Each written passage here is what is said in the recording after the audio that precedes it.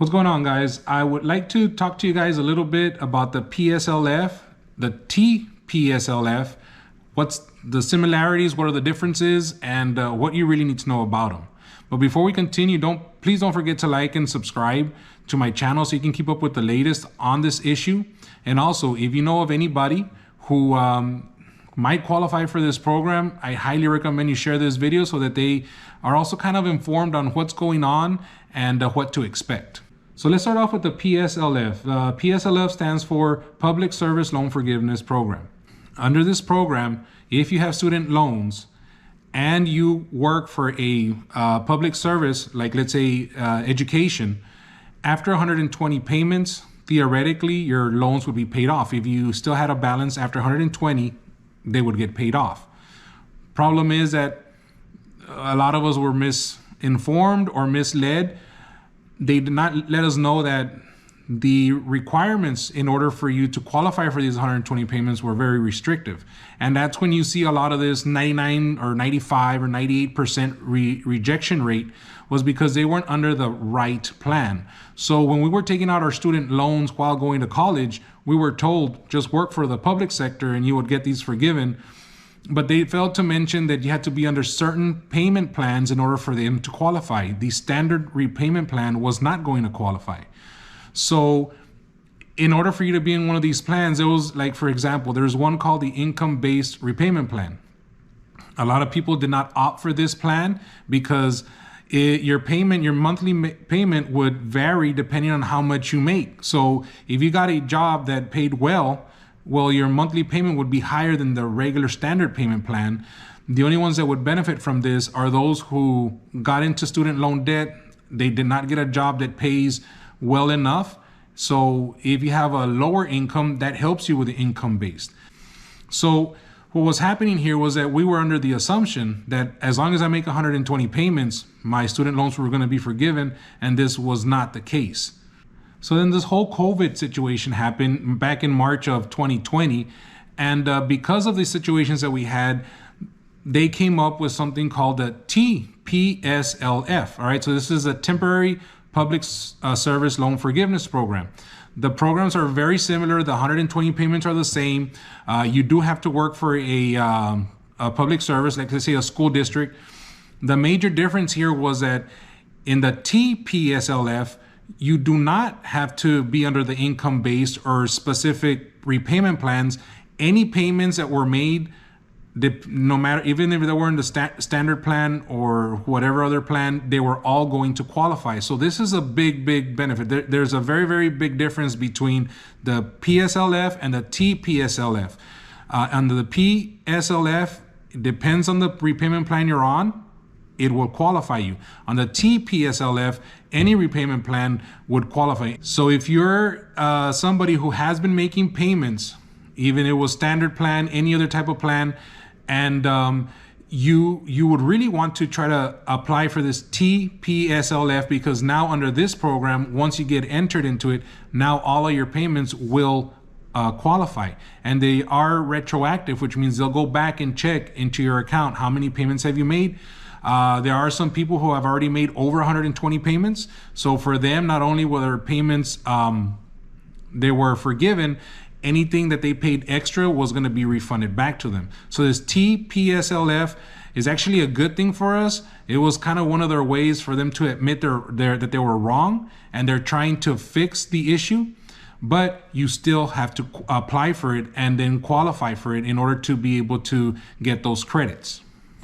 This TPSLF is only available for a limited time, starting October the 6th of 2021, and it's going to end October 31st of 2022. This is not an automatic. You do have to apply for it in order to be able to have your payments counted towards the 120 payments. And the two major things that they're going to be looking for when they're evaluating your payments are, one, how many payments have you made? And two, if you were employed by the public sector during the time that you are making those payments. So if those two things qualify, or if those two things are true, then any payments you made during the time you were employed by the public sector would qualify. So one other major benefit of this TPSLF is the fact that as of March 13th, 2020, all the way through May 1st, 2022, you did not have to make any payments. As of right now, May 1st is the new extended deadline. But within that time, it's been about 25 or 26 months. Okay, so these payments, if you did not make them, it's okay. Under the TEPSLF, they would qualify towards your 120 payments. So that's already knocking off about 20% of your requirements to make these payments. And the same can be said for those who had already been making payments. So if you already, let's say, 80 payments in, and then the pandemic hit, well, it's been 26 months since you've made a payment. But if you qualify for this program and you start getting those credits, you'll have your 80 that you made plus the 26. So you're already at 106 payments made. So now I wanted to give you just kind of like what I've experienced so far. The day that they announced that they were opening up these applications to be able to apply for this TEPSLF, I applied. On October the 6th, that day I applied. So the very first step they're gonna ask you to do is print out the application and then verify your employment. So this gets a little tricky because if you've been with one employer since you started making your student loan payments, not a problem. You take the form to your human resources, they fill it out. Sometimes it takes about 3-4 days, sometimes a week and a half. But once they fill that out, then you can turn that in as part of your verification process. But let's assume you were working for 3 districts during the time that you made the payments. You would have to get the employment verification from all 3 districts so that they can qualify all of your payments during this time. Now, it did take Fed loans over 2 months to acknowledge that I applied and that my information was correct and that they were going to start servicing my loans. So this is not a apply today, get an answer tomorrow. It's a waiting process, and it's a very frustrating waiting process because you have no information unless you are already into the system, and they can't do that until they bring in your loans. So for those of you who are applying for the first time, expect to wait month and a half, 2 months, 2 months and a half before you get any type of information on whether they received your applications, whether they are transferring your loans, any of that information. In my situation, there was 2 discrepancies that they need to clear up. The first one was I noticed that they told me that have about 4 years worth of payments that are not qualifying. So I did call them and they told me that, sorry, sometimes this happens. You know, it's a computer glitch, we'll investigate. The other thing that was happening was that if you consolidated your loans at any point, sometimes the payments made before the consolidation were not being counted. So that's something else that they're having to iron out.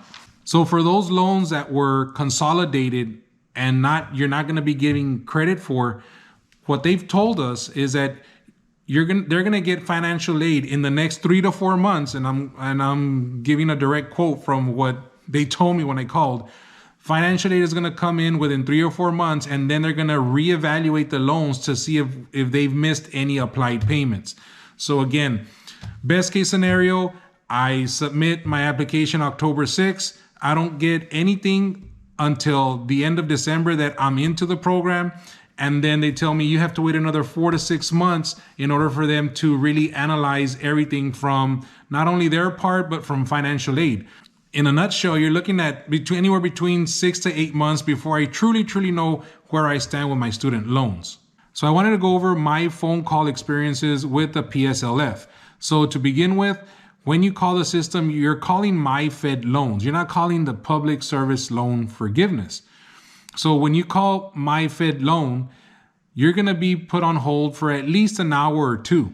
Now, they do have a program where it's like, hey, you want us to call you back?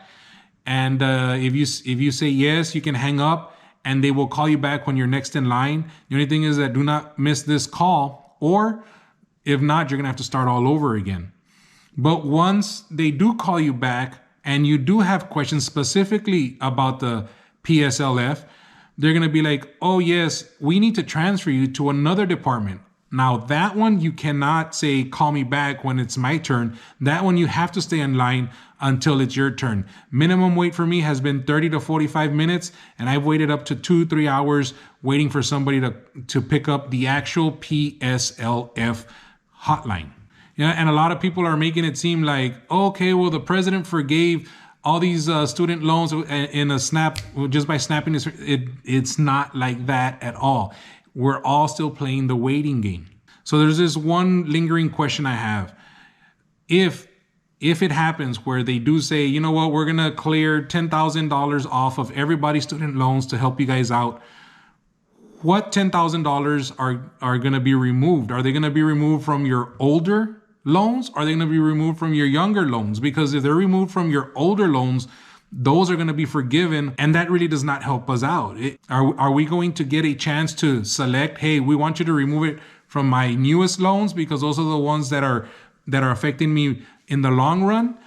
There's all these questions that are coming up. But for now, I hope some of this information has helped you guys out. Try to clarify what's going on with the PSLF and the TPSLF, my experiences, and I will be posting other videos as my journey goes along, and we'll see what happens. Again, this is a very, very slow process, and I hope that at some point I can get back on here and give you guys some good news. But for now, thank you for watching. Again, don't forget to like and subscribe, and watch out for my other videos.